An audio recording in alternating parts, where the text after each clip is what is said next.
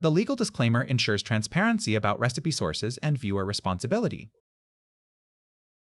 Malaysia's beloved Dai Chow classic features yee golden, deep-fried egg noodles briefly scalded, then pan-fried to a chewy crisp perfection. The defining contrast emerges when a glossy, savory gravy, thickened with tapioca and finished with a swirling egg ribbons, smothers the bed. Charged with smoky wok-fried, the sauce clings to every springy strand.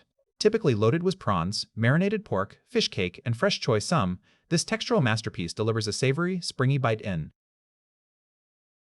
Main ingredients: freshwater prawns 4, medium-sized, as desired. Lean pork 50g, as desired. Pig's liver 100g, as desired. Threadfin 100g, as desired. Fried egg noodles 225g, as desired. Vegetables: flowering cabbage 6 stalks, young shoots left whole, as desired. For the gravy mixture: water 1 cup, as desired. Light soy sauce 2 teaspoons, as desired. Salt 1/2 teaspoon, as desired. Sugar 1/4 teaspoon, as desired. Sesame oil 1/2 teaspoon, as desired. Pepper, a good shake, as desired. For seasoning the meat: tapioca flour 1/2 teaspoon, as desired. Light soy sauce 1 teaspoon, as desired. Pepper, a shake, as desired. For the thickening: tapioca flour 1 teaspoon, blended with 1/4 cup water to a slurry, as desired. Egg 1, beaten, as desired. For frying: cooking oil 1/2 cup, as desired. Shallots 3, sliced, as desired. Garlic 2 cloves, chopped, as desired. Pickled chilies to taste, as desired. Here are the written ingredient list. Preparation steps: 1. Prepare the proteins. Wash the prawns and have them lengthwise. Slice the lean pork, pig's liver, and threadfin into thin pieces so they cook quickly and evenly. 2. Prepare the vegetables. Use only the young shoots of the flowering cabbage and leave them whole. The tender shoots stay crisp and add a fresh green contrast to the rich gravy.